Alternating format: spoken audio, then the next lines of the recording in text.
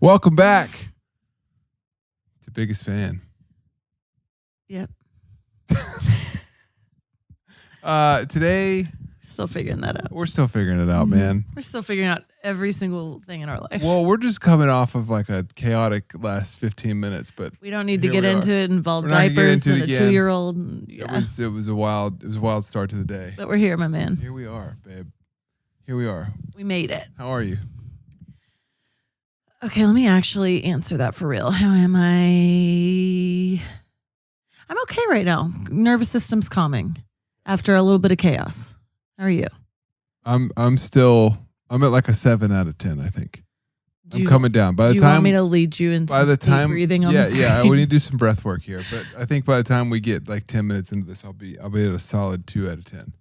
You could use. I don't ever want to be at a 0 because that's Yeah, I you gotta need be a little bit of anxiety fueling you. You definitely keep me on my toes. Oh, so I am the anxiety that fuels you. 100%. Okay. You are the 2%. He will die tonight. But you would have it no other way. I get a random call during the middle of the day. This is and taking turns. I had and I'm just kind of like, who knows what's happening? This could be a call of euphoria, of saying like the best thing that's ever happened, or it's a call of, well, we have more child poop on our couch. Okay, so we're gonna tell the story of what just happened. That's what just happened. Yep. Mm-hmm. Anyway, Jake Scott. What do you want to talk about today? We are talking about vulnerability hangovers, which. Why? Well, because I have them all the time. Because I really had one, though. I don't actually have them all the time. And maybe that is part of the problem. Because I think I'm vulnerable a lot because I'm willing to share most of myself. But there's parts of myself that I don't share outside of probably you. And after last week, we did my whole story, the recording, and I had the worst vulnerability hangover for like 5 days up until now. I think it's still with me. You recovered? I don't know if will I ever recover? I mean, it was a lot. It was a lot that day because we did 2 episodes in a row back to back. You're telling your whole story. That's I get it. Yeah, I mean. Yeah, and it was, regardless of how we did them, I think I would have felt it, just sharing any part of my story in a deep way, but I think it was the sustained way in which we did it.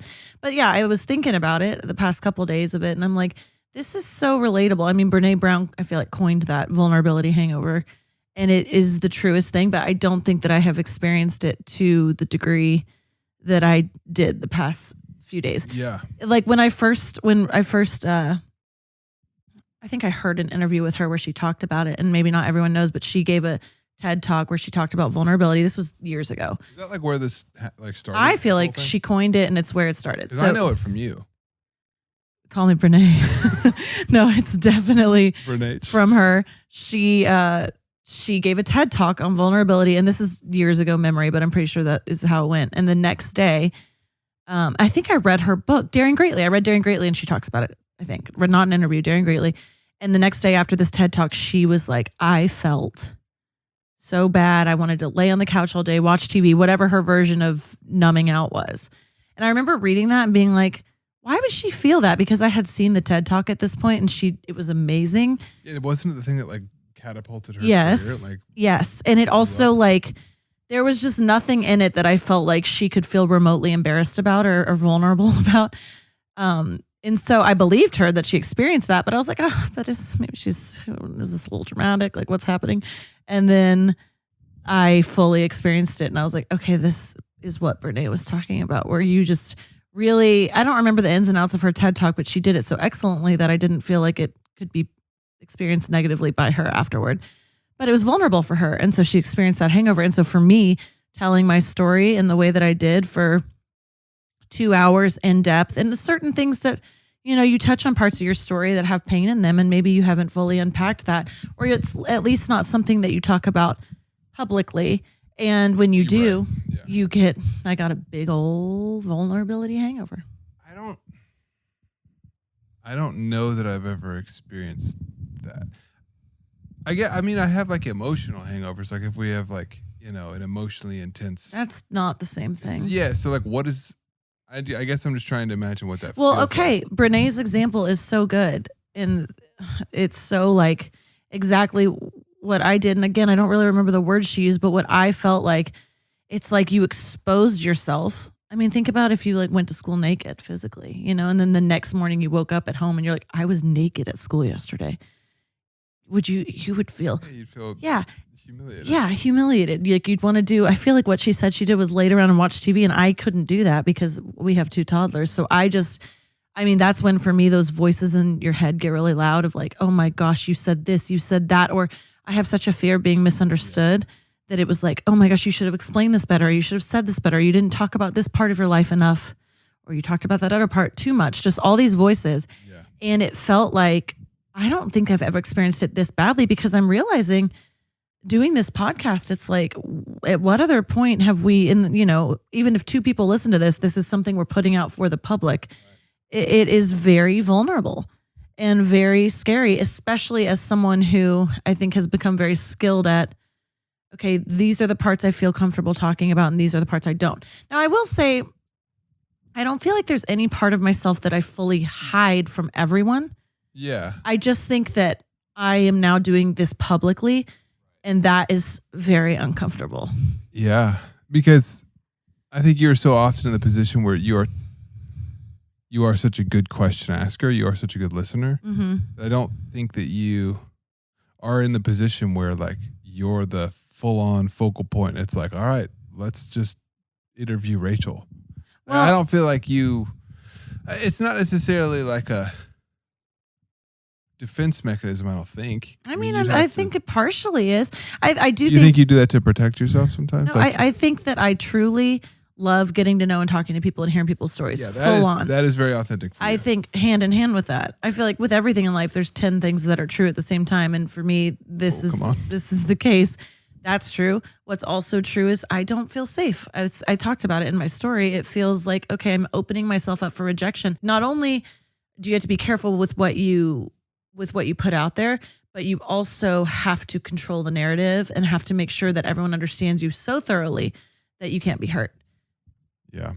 And so none of that equals risking anything. I mean, going back to Brene's book, Daring Greatly, she talks about, it's the Theodore Roosevelt, isn't it Theodore Roosevelt, the quote? The arena. Getting in the arena. And this is us getting in the arena. And it's like, I think I can look like I'm in the arena, but really I'm like on the sidelines doing a circus act selling crackers, you know? That's really, well, that's also something, because like we've talked about that a lot lately, but about just kind of like getting in the river kind of thing. Getting in the river, that's what we keep saying, yeah. But I feel like for this, like kind of backtracking before we dive into that, no pun intended. It's I guess for me, like being the observer. Well, and I also, this is not, when we talked about doing this, we're going to get to you, because I'm going to see where I think you have more of this than you think, but go ahead with that thought. I just hate that you would ever feel any like hesitation to put yourself, because you have so much like thank you. Yeah. See? I know. I guess I don't feel like, okay, my worst nightmare is to be someone who's like, oh, here's how I feel bad sometimes. And then someone needed to be like, no, you're so great. I'm like, I'd rather die than hear that. You do that to people every day. But I do it I hope in a way that you give it, but you can't receive it. Okay, I know. You do it to me every day. You're like, I will come and just dump my bucket. And you are so good at just like holding it, speaking into it, speaking clarity into it. And like, not in a way that feels patronizing or like, oh, poor you, it's okay. You're just like, you speak so much truth and wisdom into a situation that you can see it so clearly. But then when the page is flipped. I know that that's an issue. I really don't know how to receive it. I really don't want to. It feels like a waste of time. It feels like embarrassing. And embarrassing. Also, it's just like, I don't need this. Because it feels like you're like in the position of weakness. No, like you need it's help? not a weakness thing. I think it's a vulnerability thing. That's true. It's scary to receive something like that. And so I'd rather just skirt right past it. And also, I just never have. My whole life have lived like, take care of yourself, protect yourself, give yourself what you need. Don't rely on other people for that. And so. And don't rely on other people because they're going to stab you in the back. Any fill in the blank, stab you in the back, not show up, let you down, be hurt. And I think I'm such a sensitive person that this is some people, really are if you're not quite as sensitive, things won't hurt you in the same way. But for me, I'm a sensitive soul. And girly. I'm a sensitive girly. And wasn't that right? Winona Ryder quote. Winona? How would you say it? Winona. Sorry. Your little, sorry, your little Winona. Arkansas just flared out. That's how it's always sounded. What's that old Winona Ryder quote right there? Show me. Well, when she always saw this thing where she was like, I'm just too sensitive for this world. Yeah. And I jokingly was like, Rach, that is you, babe. You need to get that tattooed on your forehead. I know. Sometimes for anything, I know. It makes life interesting on this end. You say that, I think, 5 times a podcast. So what kind of you're just living in front of this crazy I feel like emotionally I can tend to live in denial, and so my roller coaster is a bit less intense. Not intense. It's a little more predictable. Yeah, of course it is. So like we're wired very differently. Yeah, but being married to you is amazing for me because it kind of pops me out of my little like fairyland in my head and brings me into reality of like feeling the gravity of a situation. I'm like, oh, this is a big deal. Like this isn't normal, or like this actually requires a much more attuned emotional response than I'm giving it because I just don't have the capacity to give it the time. Well, there's balance. And then for me, obviously I need your perspective sometimes of like, I was just reading Ruby a book yesterday about what are feelings for, and it talked about how you don't ignore feelings, but you don't let them drive the car. And I was like, I'm still learning this, girl. Like, God help me not let my feelings dictate the day.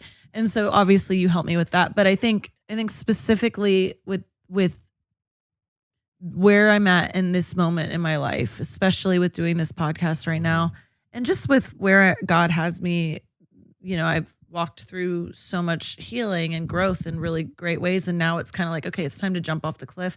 And I think, and you know what I mean? Just really go for what you're meant to in life. And I think because I've taken risks that look like risks on paper. I moved to LA alone. I married you, Like, okay. That was the biggest risk of your life. Obviously joking, sensitive Winona. Okay. I just literally obviously have done things that look risky. But they weren't actual risks inside for me. They felt safer for me. And so now that, I think this is a really interesting topic, something you and I talk about a lot, because I think for both of us especially, and I think for anybody who, well, probably all people, like there is a version of actually putting yourself out there. Yes. And then there's a version that's like parallel to it. Well, we talk about that too. We say with this river metaphor. Yeah, the river metaphor. Are you in the river or are you walking next to the river? Yeah, because walking along the bank of the river to the rest of the world is like, whoa. Oh, you're doing it. They're doing it. I'm the clown outside the arena. Like I'm performing. I've got my little act, but I'm not in the arena. Wow. I am busking. Yeah, that's a whole other layer that old Teddy didn't think about. It's like you got the man in the stands who's the critic, you got the arena fighter, and then you got me as the clown outside who thinks he's in the arena and he's fakers. Not. Or as we've been talking about, while we're both in this time of really, okay, it's time to actually get in the river. Walking alongside it, it's like, well, I'm not in those rapids. I'm not feeling that cold water. I'm not, oh my gosh, is my head going to bash on that rock? Yeah. And I think last week, sharing my story, which, okay, great example as to what you just said. For you, sharing your story is not a risk. It is a Tuesday.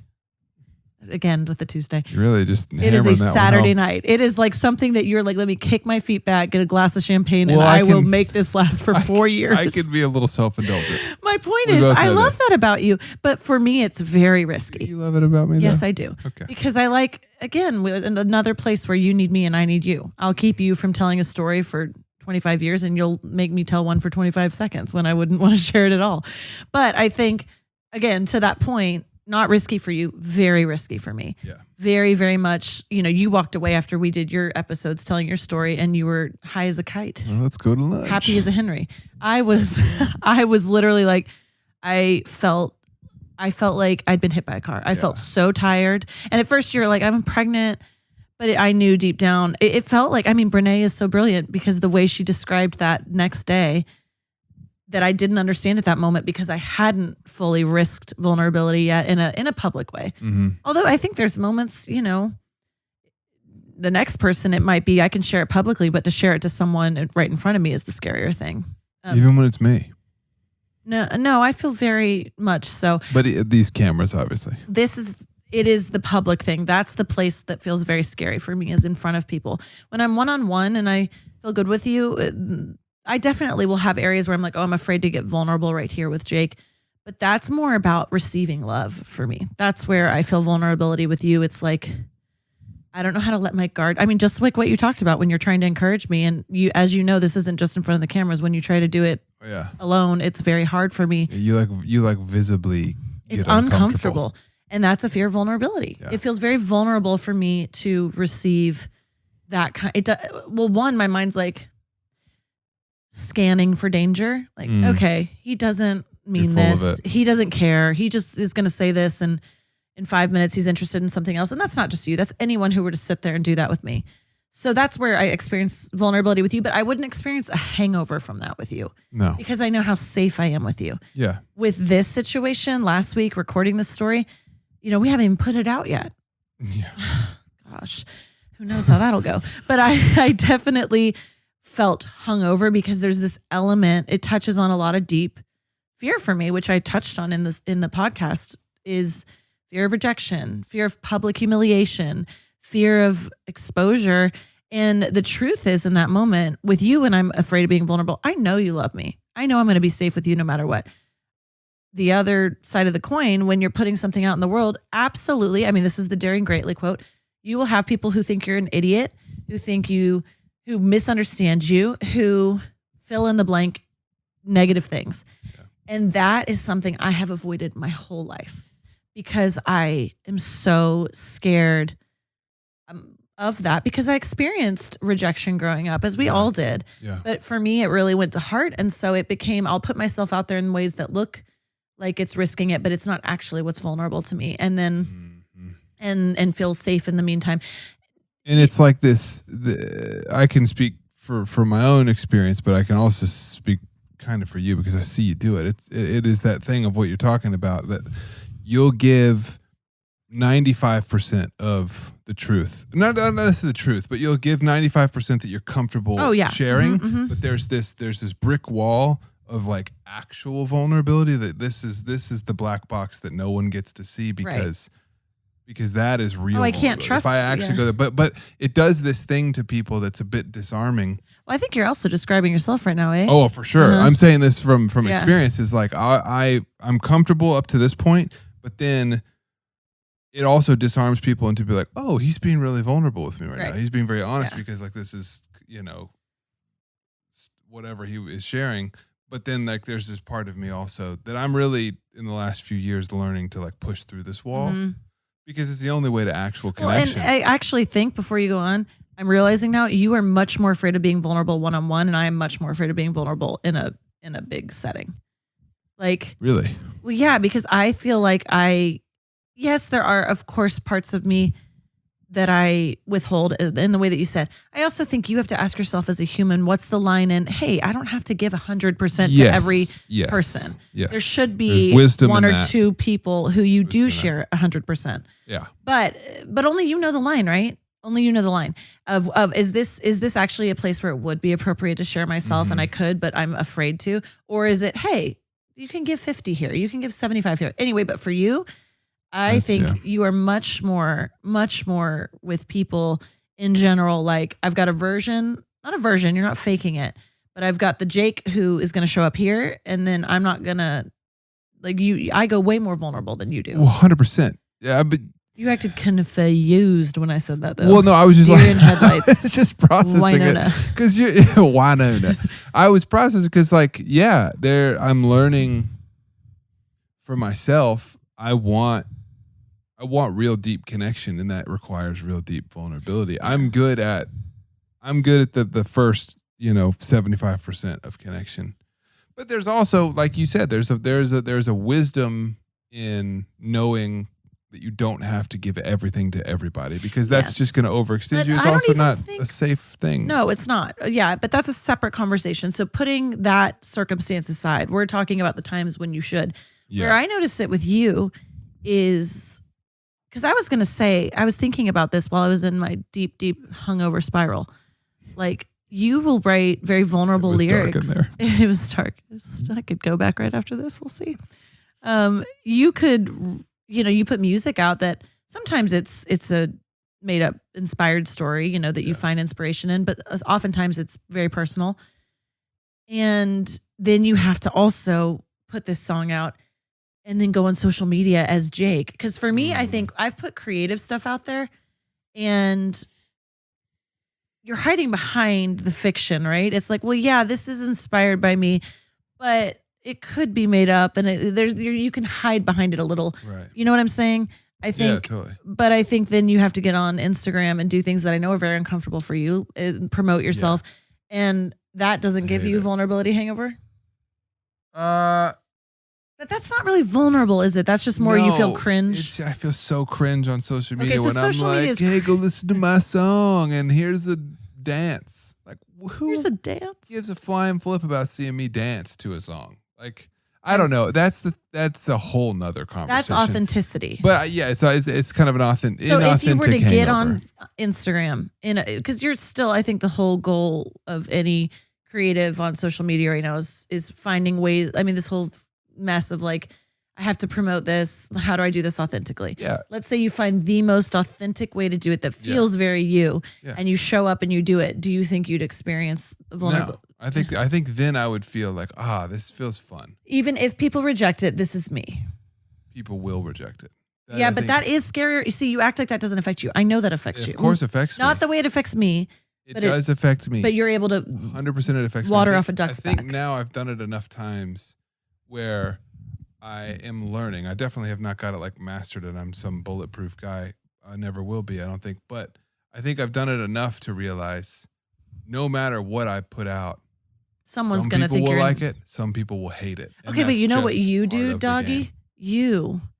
Not anymore. But I think your way of, this is probably more self-abandonment than fear of vulnerability, is like, okay, well, if it's working for that guy, I'll just show up in that skin versus in my skin. Completely inauthentically chase what someone else is doing, because that's my version of the fear. Is not, I just won't put myself out there. It's like, no, I will. I'll just copy what this person did because that feels safe to me. Yeah, because that's working. To actually go for what I think is right and what I really enjoy, I can't trust that. But if I push my own instinct closer to this thing that's already working for this person and they've got millions and millions of whatever, then I can't get rejected that way. Yeah. And if it does fail, I can be, there's this part of me in the back of my mind that's the safeguard of saying, well, that wasn't really fully me. Yeah, I can blame that person. I can blame the fact that like, well, that was just me trying to be this version of this thing. So that is fully guarding against vulnerability. And also I wonder,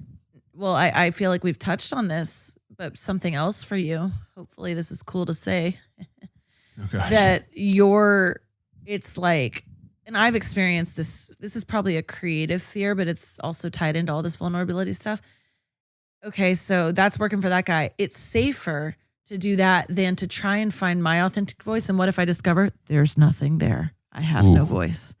I'm not creative. I'm not an artist. I'm not interesting. And that's the deepest fear, I think, that drives it. I very much experience that. But I think for you especially, it's like, oh my gosh, let me just not, I can't look at that chasm. I will avoid, yes, 100%. I even felt it this morning when I was sitting down to write, is like, well, walk us through it, baby. Come on. It's this creative insecurity that I've really been confronting lately. I never used to think was there because I'm so good at just charging on. I can just be a workhorse, and I don't think I can do that. I can't. That's not enough of an engine for me anymore. Like I think an engine, and you and I are too. I sniff like. Well, yeah, you read through it so fast. Well, we read through each other's mail now, so we've got each other, and then also you're wanting more. I do want more because I think like for the first 10 years of being in the music industry, that was enough for me. It was like this drive of just like, I just want to prove myself. I want to prove myself. I want to prove myself. And if I have to kind of ride the coattails of whatever someone else is doing, that's fine. I'll do it. I'll do it. I'll do it. And I think just over the past really 2 to 3 years, I've just been hitting the end of that rope. To say it quickly, of just like, it's just not enough for me anymore. Right. Like I'm very unfulfilled with that engine now, and it just doesn't hold a lot of weight. Well, and I think you also, because you're this kind of conundrum of, you have this God-given knowing that you're meant to do this and that this is something that you can do. And then on the flip side of that, you really have this toxic belief that you actually are the opposite of that you're not, all the things we just said. And so I think you're finally coming to terms with that fear and willing to look at it. And it's like, even if there's nothing, even if that's true, even if there's nothing there, even if I look inside and I don't have anything to say, which makes me roll my eyes because of course you do. But let's say all those lies are true. It is better to look at that and be authentic to that than it is to go copy someone else. Oh my gosh. Yes. Well, I'm there now. Yeah. I'm there now. But well, you're willing to admit it. I mean, for you, the first thing will be this stone wall of denial. And then once you break through the denial, then you freeze. And then once you're finally willing to unfreeze, then you're here. Yeah. But even still, like now that I'm Mr. Unfroze, well, I'm working on unfreezing, I would say. I find myself this morning, wake up, do my morning routine. It's like, all right, time to start writing. By the way, this is all at 4:45 in the morning. He is sick.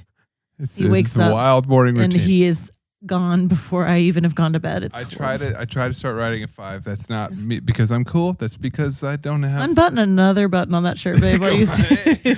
But it's just that's young dad life. Yes, young, very young, child dad. I am youth. But for me, sitting down, and it's so weird. It's this is actually interesting. We're talking about this. I wonder if you feel this way when you sit down to write. I fantasize about the moment where I'm like, I just need to go write. I can't wait. I can't wait to get in the room. I can't wait to get in there. It's gonna be amazing. It's gonna be awesome. And then I sit down and I go, all right, we're here. Stage is set. I have nothing but time. I've got this window.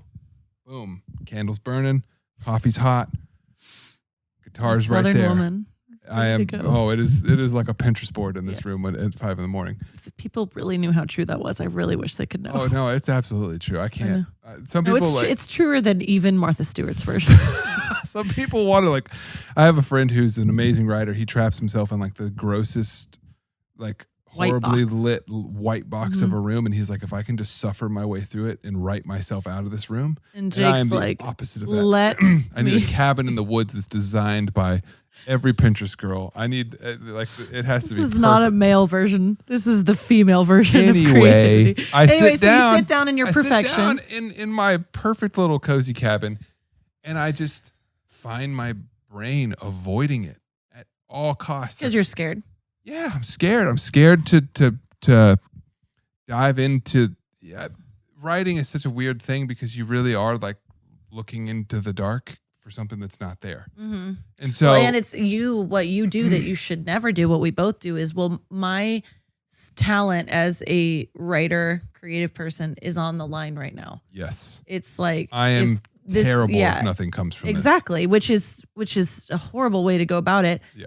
And something that you're working on, but that voice is still there of like, okay, let's see what you got today. Because if not, you should quit tomorrow. And 100%. And it's like, oh, well, you suck now, and you should quit, and you should stop doing this. And like, you got lucky a couple times ago. Not going to happen again. You're not actually talented. You were just copying someone else. And so like, that's for me, like you said, your cascade. My fear is that I'm going to look at the deepest, most authentic part of who I am as an artist and what I feel like God has given me to say and make, and realize that it's not very good, or it's not good enough. And that's your big thing. It's good, but it's not going to cut it. Fine. And like, I'll put it out and I feel so like, it's so like deep, and sonically I feel so proud of it. And it's like, oh man, this is what I feel like right now is my best work that I can do right now. And people are kind of like, yeah, all right, it's okay, it's fine. Yeah, and so your drug is, I'd rather copy and somehow find excellence than put something out that's me than mediocre. mediocre. I mean, historically, yeah, it's been my. But I don't. And what's funny is, I feel like your best music. I mean, hello, we all already know what I'm going to say. It always comes from the authentic place versus this like, you're not copying, but not. Oh, I can do that. I'll just do my version of that, and that is where you are going to find mediocre. And I think that's the thing is like I'll be inspired by something, and I'm like, ooh, I like that. Maybe that's my thing. Maybe I can just piggyback off of that and kind of do my version of it, rather than doing the hard work and doing honestly the scarier work, which is like my instinct is that I want a violin and a banjo here on this part of the song, and maybe this person who I'm fantasizing is actually going to even listen to this, but they're judging me. They're scoffing at me. They're saying, for real, bro, that's not cool. Yep. And I have to be able to just finally, and I think with this new album that I'm making right now, is I'm really, really, really trying to push myself to say, like, would I want to listen to this? And if the answer is no, then that needs to be the red flag of saying stop. The red flag, but also, honey, you have to like stop judging as you're going, because you're going to have to get through the average and the crap and the bad and all of the gamut to find that gold that's there. But you're just not willing to do that, because the second you hit bad or average, you're like, well, I'm not staying here. I got to get back to doing something that is that immediate drug, which, okay, I can, this is your best and worst qualities. You're so talented that you can do a really good version of something that's false to you because you're just a great musician. But instead, the journey you're on now, see, he can receive that all day. He is ready. I can receive it, but I'm also inside being like, yeah, of course you're saying that. I just would never lie to you, because I would rather you do something else you're better at if you weren't that good at this. Listen, that's just the truth. So you don't, and now you're on this journey, right? You're not stopping at the beginning anymore. But for a long time, I do think it's part of the creative work is to get through a lot of bad. And that's not just one time. 100%. That's forever. But I think that journey's been too scary for you, because you're afraid at the end of the rainbow is just mud. You know? And I feel like, I've heard several other people say this. This isn't an original thought, but like, is it Brene Brown? It's not Brene Scott. Actually, my like idol, John Mayer, I heard him say this, like, you'll never be able to write a good song until you write a bad song. I was just thinking about how you quote him. Yeah. You love to quote that. That's up on your Pinterest board and above the desk. But then the second you sit down, and this is what you'll do too. Actually, we both do this, but we come at it from opposite angles. Rather than sit in that vulnerable place of, I have nothing to say right now, I have no inspiration, I'm going to sit here for an hour and try to write even if nothing comes. You'll find some tangible task you can do, and you will charge at that thing for... I will. I mean, like a bull in a china shop, and everything's shattering, and you're like, but crazy. I got the grocery list written. It's crazy. Yeah, it's crazy that like I even saw myself doing it this morning. Like my brain in those moments is like so subconsciously desperately trying to find something that I can see progress in. And so, which is human also. I'll start like doing a like our tax spreadsheet, which is your worst nightmare. Exactly. I can't think of something I'd rather do less. You're going to get us arrested. And I'm not going to do it right. Don't even do that, please, anymore. But instead of like, okay, you're sitting down, you have this window of time to work, and I feel everything in my body trying to resist the thing that I love doing more than anything else. But I think this is also something to say to any like writer, artist, whoever's, if anyone's watching this, that like even people who love what they do so much, there are moments where it's like their least favorite thing to do in the world because it's terrifying. And like I sit down, writing music to me still is like when you hit an idea and you feel that moment where it's like, oh, what is this? That to me is like this euphoric feeling that I will never ever get tired of. It hasn't gotten old still. But when you are not really getting there, it's my least favorite thing to do. I'm like, I couldn't think of something I'd rather do less right now than to sit here and bang my head against the wall and coming up with crappy ideas. But I do think cut to 5, 10, 20 years from now, because what is making that so very hard on you is the things that are still caught up in it that shouldn't be, which is, well, why am I doing this? This is pointless. I'm not good at this. I'm all this self-doubt. Whereas, you evolve and you grow in this journey, you'll find that you'll be able to, wisdom will show you this is just part of the process. And there's actually, this part actually makes the other part more beautiful, and it's both are necessary. But right now you're still in the phase where it's really hard because you're still learning how to unwind your worth from that and unwind your identity isn't in what you do, period. But not only has your identity been wrapped up in it, but your identity in like you're passing or failing based off how the morning's going. I mean, you're gonna die in a week. But I don't think it's always going to be so hard. And I can relate. I know, like you said, every creative person knows what you're talking about. I think this is uniquely hard for you because this is it's either Brene Brown or Elizabeth Gilbert. Man, pregnancy brain has taken me over. It could have been Cindy Kirkendall. Your my motivational mom. speakers my girlies are all in here somewhere. But one of them said, and I need to remind myself this as I reflect on my own vulnerability hangover about sharing my story. She said, don't butcher this, Rachel. You got it, girl. She was like, you got this.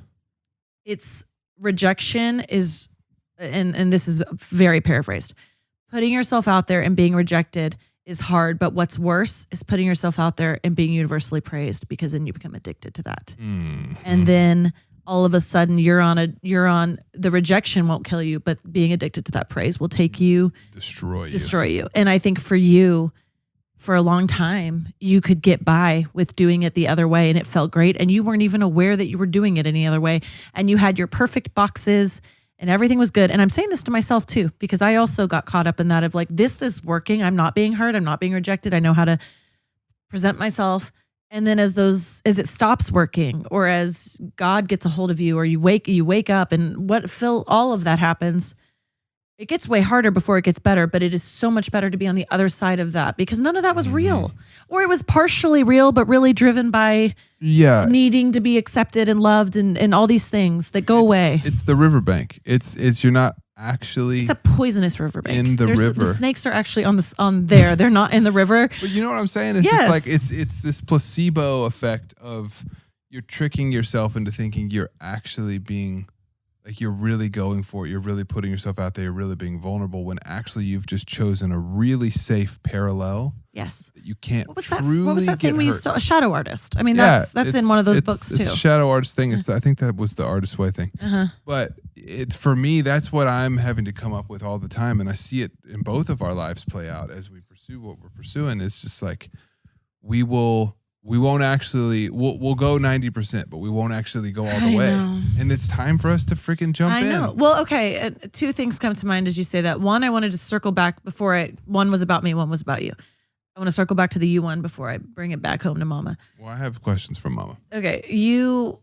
Before we got into the work side of it for you, I think one other area where, as your wife, I can see your fear of vulnerability is when you're getting to know new friends. And if you, tell me more. If you feel, it's not everyone. If you feel comfortable truly right away, you're good to go. But it's like, there's that, and I don't quite have the words for it, but you know what I'm talking about. I'm like, oh, this is the Jake that isn't, he's got the walls up. And like, because you don't feel like I'm not being authentic? Or I don't think you ever fake it actually at all. You don't put on, you disappear. Like I check out? You check out. And it's because you don't know, it's harder to show up because you might not know how to connect with this person or fully get them. And so rather than showing up, again, this is, if you're getting to know someone, you don't need to be like, hello, here's my sob story. But there's a way to show up vulnerably or authentically, whatever, that isn't wall up. But that's another area I think that you need to go do some, little journaling about. Go get in a dark closet somewhere. Yeah. But you know what I'm saying? That's another area for you that I think vulnerability, it's I don't know how to gauge this, so I'm going to put the wall up, check out, or just not fully be yourself. Yeah, it's a you've pointed out to me over the past few years is like, it is definitely a probably self-protection mechanism of, I mean, especially in a group situation sometimes where, like, I'm not a small personality, but if I feel like I have I've just never heard you say that. Would you say 26 years married and I've never heard you say that. Would you describe me as a small personality or like a wallflower? Never would I describe you as that. However, the opposite being big personality, you're I would say we all know what comes to mind for that. I wouldn't describe you as that either. I would describe you as like you are very magnetic and fun and you draw people in. Hot. Yeah, hot. And when you turn that off, I'm like, well, where did the light go? Your And light is not shining brighter elsewhere. I want it to shine in this room right now. It's because I see it like I don't. Can I have a sip of that? Yeah. I don't want to fight. I don't want to fight to get a word. You know, I don't want to be the guy. Well, who, that's what you're telling yourself. Okay, but this is how I see it play out. Is like if people are kind of like on a roll and they're like, okay, they're going to kind of be the drivers of this conversation. I feel you're not going to shove your way in. Yeah, I feel like I have this kind of warped mentality that almost shows more confidence to be fine with saying less. So do you see how that's an act? You're deciding this is how I'll be something that I'm not going to be like that, so I'll be like this rather than just being. Right. And I do feel myself sometimes just kind of being like, well, I'm not going to get a word in here, so I'm just going to kind of. And you don't have to. Chill. The answer to this is not to shove your way in, but it's like there's a version in this world where you're still showing up, but you're not shoving your way in, which is not you. And you're also not like, well, I'll just be Mr. Cool and I'm so much cooler because I'm not. Okay, hold up. You just made that way worse. That's not what I said. Mr. I'd rather be like, if I don't have an opinion on a topic. Yeah, but you know what I'm saying. I do know what you're saying. I check out because sometimes. And you already just admitted 2 minutes ago. I'll have it flashback in this segment of the podcast that you do make kind of an active decision that I'd rather not be that, so I'll be this instead of again just. And not in the moment. It's subconscious. Oh, honey, of course it's subconscious. It's not for attention or something. It's just. Not fully you either. Well, also, I will just fly this flag, and I'm growing out of this. I sometimes when things don't super affect me personally, I have a hard time caring as much as I should, and that is a super underdeveloped part of me that I am actively working on. It's also just human. I hear you. No, mine is very underdeveloped in the sense of like empathy. Connection is caring about things that don't directly affect you. Okay. If some stranger or person you didn't know was emotional in front of you having an experience, you would connect to that. Yes. If someone is like, I'm so passionate about, drill team and XYZ. Yes. Then XYZ. XYZ. Then you have a hard time investing, which is human. But all that to say, clearly we all have our version of it socially with people. And that's just where I noticed, and it went way, I think you're being a little hard on yourself if I'm being real. Well, I watch you in those situations and I'm not just sucking up to you right now. Like I genuinely marvel and I'm like, man, I know that she probably doesn't have super strong opinions about the topic that we're talking about right now, but she's just in the deep end, right? She's going for this. She is connecting with this person. She's meeting them where they're at. And she sounds incredibly smart talking about it. And I'm sitting over here going like, I don't know. And to be honest, I don't really care. I guess for me, if something comes naturally to me, I don't count it as some win for me. I'm like, that's just how I was raised by a lawyer and a news reporter. So I was wired to ask questions and to be interested in topics. And it's just part of my personality and DNA. So it doesn't feel like some effort. I think the things that make me feel prouder when we as people, okay, this isn't natural to me, but I'm going to do it because I want to not natural meaning don't fake it, but I want to be the kind of person who's interested in a story, or I want to be the kind of person who XYZ and going that, because that's just like saying, oh my gosh, the way you play the guitar, that's just natural. You don't even have to think about it. Sure. Yeah, it is. It's a superpower of yours. I can see that you're not thinking about it at all. It is just so innate. Right. And so again, though, same thing as the music creative conversation for you. It's not about you becoming that. It's about what's your version of showing up. Yeah. True. Because you don't have to go be girly girl over here. You can just be you. And I've seen you, as we've talked about it, when the wall is down and you're not fighting for attention, but you're not disappearing either. You're just showing up in ways that feel real to you. So this is all in progress, but I just could not let the time go without calling you out on that, Well, that's why we're here. This public forum is for Rachel to call me out. Okay. Well, I have a question for you. Well, okay, go ahead. I was going to say something too. You go. You go first. No, you go. Well, I'll say it and then tell me if this is the field that the question is in. Because the second thing I was going to say was back to my hangover, but now it's gone. So you asked me the question, maybe it'll stir it up. Mine was back to your hangover too. I had a feeling we were going to it needs to come back. But like, I'm curious. Given the, Do you ever look down? I'm like, oh my gosh, I'm pregnant. yeah. Earlier, I literally just for a second was like, earlier in whoa, this what podcast, did I? I'm so pregnant too. Oh my gosh. Okay, go. Yeah. We I was thinking about like just the creative resistance. Oh yeah. And I'm like, yo, Rach. Let's talk about that for you. What does that look like? Because lovingly. So here I am being called out. I see it. Yeah, of course you see it. See it I'm not in denial. Well, what does that look like for you? I know what it looks like for me. I don't think I experienced it with writing like you do, except for this.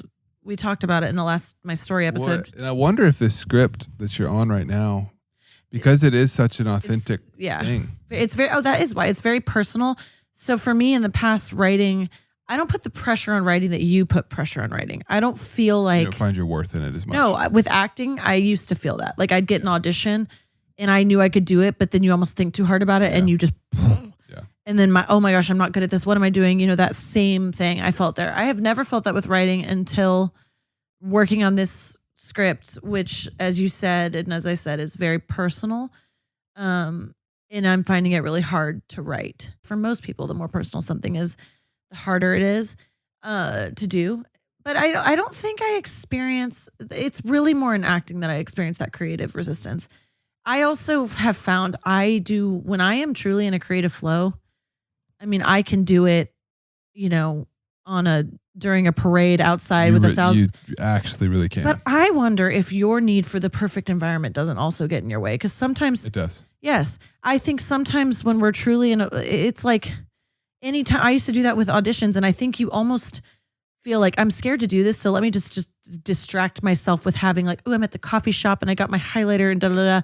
And that gets in the way for me. 100%. And I definitely think for Penny girl, Pinterest baby girl. Okay. Because not to say you can't have those things, but if those things are the meal and not just the silverware, then it's also an excuse. It's an excuse. And so I really felt that with acting more than I do writing. And obviously right now acting's kind of floating in the air around me. It's not something I'm like doing day to day. And so I think the area I was most surprised by when we go back to the straight up vulnerability hangover that we keep saying is just simply telling my story. Yeah. I mean, the thoughts that were going through my head, no one cares about this. Or, oh my gosh, wait, did I say that right? That wasn't exactly how it went. I need to go correct that. This perfection, this need to be absolutely not perfect in terms of like, oh, look, she's perfect, but get it exactly perfectly accurate. And this was exactly how it went. And I don't really remember though. And I was like, my mind felt like attacked itself. Oh my gosh. Yes. It was like turning over on itself. You're going to be, oh, what a joke. Oh, you're just, you know, you didn't talk about this thing enough, so people are not going to know about that, and they're going to think you're lame, or you talked about this too much, or what were you saying? That's not even real. People are going to think you're this. Like, I mean, truly, it felt, you know. Did you feel this like in the moment as it was happening, or just immediately I felt after? bits of it subconsciously in the moment where I was very aware of wanting. You know, I haven't done that before. Most people haven't. Who's told a 2-hour story of themselves on a podcast? Yeah. So, but for me in particular, again, it's not something I do even one-on-one very frequently. Yeah. And so it was a new muscle, which means, as I keep saying to you, you know, it's going to be hard when you first start something. So it was hard. Yeah. It's hard to do. But the worst of it came after, like that afternoon in the next few days of just feeling like, we're not going to put that one out. No, we're going to delete that. And I had this weird, like very nonsensical feeling like it was already out there. And I'm like, you're literally doing this podcast. I mean, not even edit, but like, this is not out in the world. You are the one doing this. No one is going to take this and go, you know, publicly humiliate you with it. That is what it comes back to for me, these fears. And so I think most people can relate to a fear of vulnerability, but then that fear attaches itself to your past hurts and your past trauma. And I think the only way through is forward. Because I can feel myself. I'm like, well, we're about to have this baby, so maybe we just put the podcast out next year. You said that to me. I know. You said to me last week. This is where I'm like, thank God I have you as my husband, because I was like, I know we're literally about to start releasing in like 2 weeks. And I'm not going to, I've grown and healed enough to where I'm not actually going to put a stop to it. But after last week's episode, for the first time, it was like, maybe we shouldn't do this. Maybe this is a really bad idea. Why are we doing this? We need to have a baby. Let's focus on the baby. Let's all these things. And I'm not through it. I'm still sitting here saying this, and I'm like, I don't think I'll feel anything about this. This is just a great conversation, but I will definitely, I'm still in the thick of terror over having it. The word I keep wanting to say, even though it sounds like I flashed, is exposed myself. You emotionally exposed yourself. And the obsessive from both of us need to be understood, must die. You cannot be a creative person who puts yourself out there and have an obsessive need to be understood. It just doesn't work. Ooh, say more about that. Well, I don't think I need to. I think you know exactly what I mean. But basically, we will be misunderstood. Even whether you're putting a song out or whatever out, a play, a script, or whether you are exactly telling your story in plain English, someone's going to misunderstand it. Someone's going to hear it in a way that you didn't mean it to be heard. Yeah. And you're going to say something wrong in a way that isn't exactly how you meant it. Those things are going to happen. Yes. Over and over. And I have let that fear stop me. Same. Over and over again. Yeah. And I right now am not at the point where I can be like, but no more. Cause I'm like, oh, so let's keep hiding. That's what I feel like. I'm not going to, but I literally feel like that fear is still very palpable. Well, that's such a good word for everyone who's trying to be creative. Everyone's trying to live. It's like, if you cannot tolerate being misunderstood, you will never put yourself out there in a real way. And I look at people like Bob Dylan, like that dude did not care about being misunderstood. He actually almost like sought it out. He wanted to be there's misunderstood. Probably something in that too, but yeah. Here's another mic drop, and this is whatever. Oh, another mic drop. The person I look to all the time, and I'm just like, man, I wish I had that quality, is Jesus. Yes. Like he was telling stories, parables, whatever, left and right. He literally got mad and flipped a table. If I flipped a table publicly, you'd have the worst hangover. You'd be like, oh my gosh, I'm horrible. I'm never coming back. But here's the thing. Jesus did everything. Like his motivations were always perfect, right? If I was flipping a table, I'd probably be out of sin. But he was doing it out of... Yeah, but he didn't care about being misunderstood. He did not care about saying things where people were like, who is this? Kill him. Kill him. He was just like, yeah, y'all don't I know. Even the homies, like the disciples. Oh, yeah. He turns on Peter and is like, hey, Satan, get behind me. Yeah, and Peter's like, what? I mean, if I turned on one of my friends and said that, for weeks, I'd be like, you would feel like, oh, now I have to take care of you. But Jesus was like, I know. Now, here's a caveat to this. Yeah, don't go telling your friends they're Satan. But well, no, my point is, his heart was perfect. Yes. Always. So everything he did was coming from a perfect heart. Ours are clearly not that way. But I'm wondering, as I say this, I'm like, no, I think even if I took a risky action, like everything we just said that he took, and I knew in that place my heart was actually clean, I would still slay myself over anything that leaves this box of safety. Yeah, exactly. Because we are not able to tolerate being misunderstood and being even if we know what we did was coming from the right place, was actually okay. I think my battle in life is I would rather be accepted than be someone who is misunderstood, even if it's for the right thing. And I'm not going to do that anymore because clearly I'm sitting here talking about it on a podcast and I'm moving in this direction. Yeah, this is accountability. But it's also, I truly think the only way, exposure therapy. It's like you have to just start. And because another big thing that I've let stop me is, I'll start it once I'm perfect. Okay, well, once I feel comfortable with putting my story out and safe about it, where I don't care what people think, that's never going to happen. Yeah. Until you're probably in your 80s. I think maybe it naturally happens. I don't know. Maybe you stop caring altogether. I hope that happens at some point, but I would like for it to happen before then. But I think the way to move against it is exposure therapy. Do it. Yeah, and I think also because doing it brings it up too. Sorry, go ahead. Yeah, well, it makes me excited about so many things that we're doing right now, like with this podcast. And I think as artists, like learning to accept, and I'm in the process right now. I have not crossed over yet because I just heard these people talking about it recently about like if you can just accept on the front end that whatever you put out in the world, there will be people who love it and there will be people who hate it. So you might as well just accept it and have fun with it. Like, wait, I have a question. Would it be harder for you for your music to be rejected or this podcast?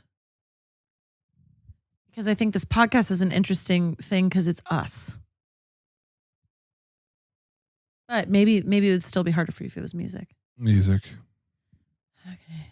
I think music because I feel more insecure there. Well, and I that actually makes me feel protected because I'm like, cool. So you can be strong for us because if this gets rejected, when this is rejected by the 5 people watching it, 2 of them won't like it. Yeah. Maybe 4. Some dude down in who knows whatever. The drill teamers, like, they're gonna hate it. The drill team is coming hot. I will vouch for you. I know that you have the proper amount of hurt. Life is not about saying, oh, that doesn't hurt me. Of course it hurts, but then you can move through it, let it go, move on. Your identity and worth aren't stabbed. Whereas I'm like, stab me, rejectors. I will die today.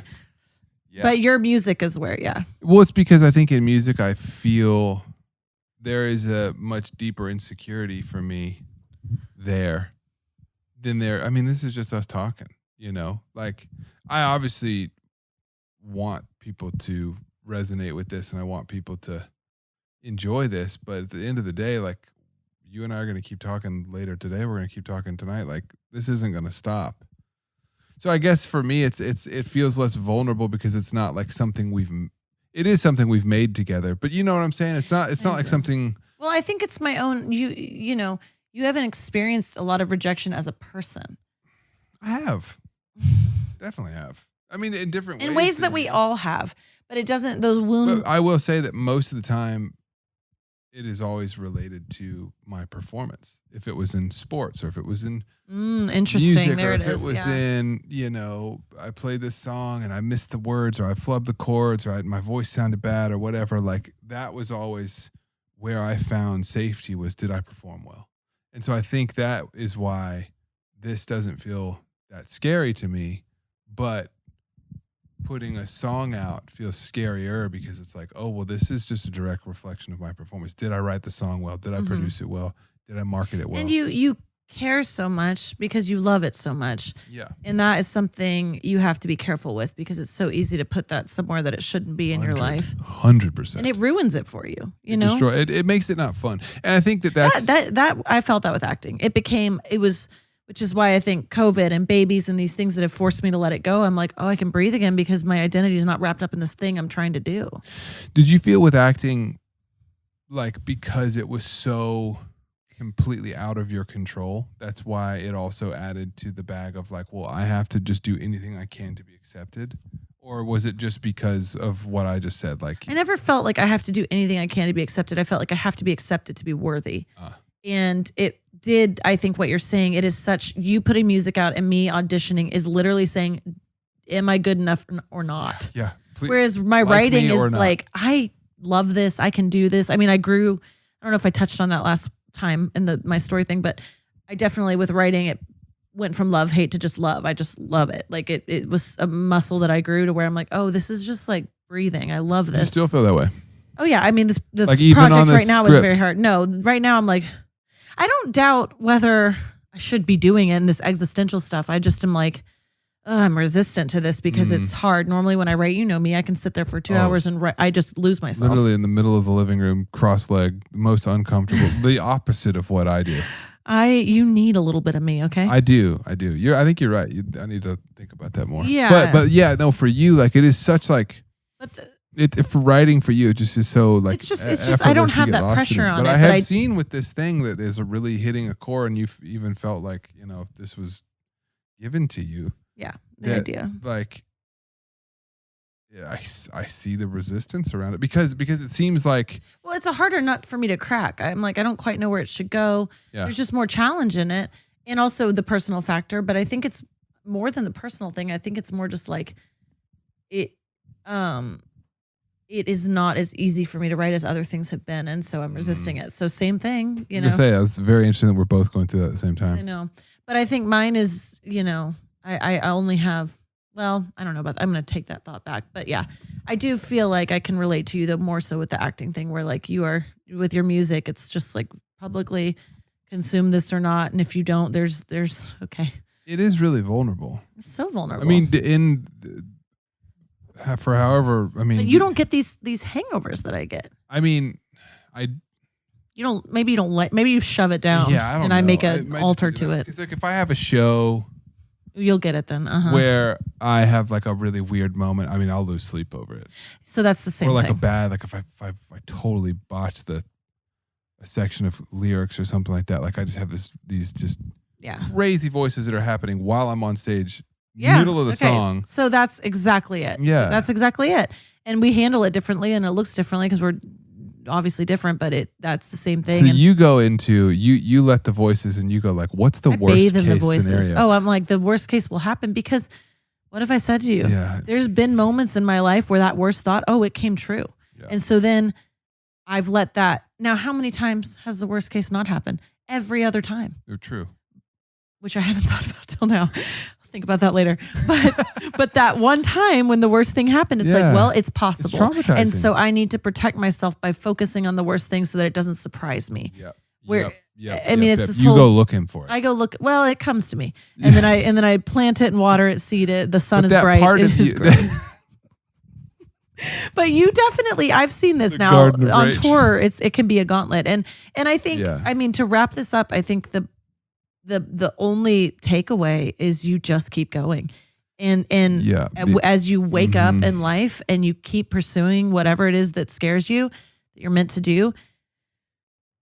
I don't want to say it becomes easier, but you learn that deep lesson that we like to quote, which is it's more important and fulfilling and actually necessary to do it, even if everyone rejects it, than it is to do something that isn't you in the middle of that arena.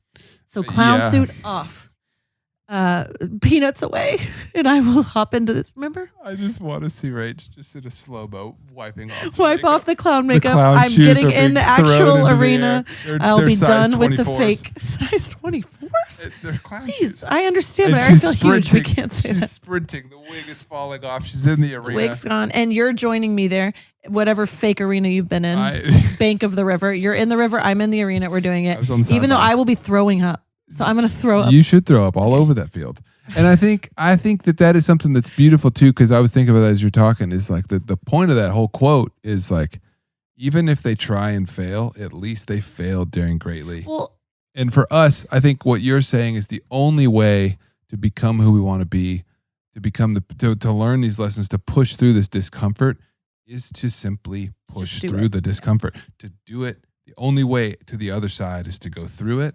Don't wait until you feel, I mean, that's what I've done for so long. I got to wait till I feel ready, or I'm healed enough, or I'm evolved enough, and that's just never going to happen. And there's also some solace in putting your if you're an artist and putting work out there, like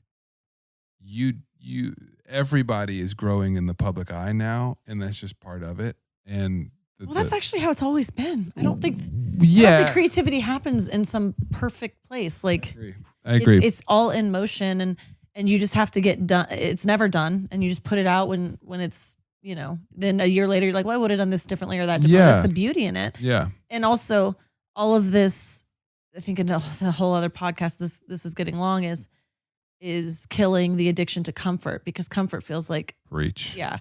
Well, here's a safe version of this that feels comfortable to me, instead of like right now, what the lie keeps telling me is like, you're about to have a baby, you just need to kind of hide away. That's really comfortable. Instead of like, actually life happens in the discomfort. And put the podcast out. Put it out, have the baby, have a beautiful big life, instead of this fake, perfect, comfortable life that is going to slowly kill you. Freaking go. Because I think that I'm going to die if I get in the real river, arena, whatever. But really death happens when you're not in there. And it's slower and it feels better until you're on life support. So cheers, baby. Let's go throw up. I want to jump through a window. Okay. See. Let's go vomit in the arena. Love you. Okay, that's it for today. Say a prayer for me to not die. See you next time.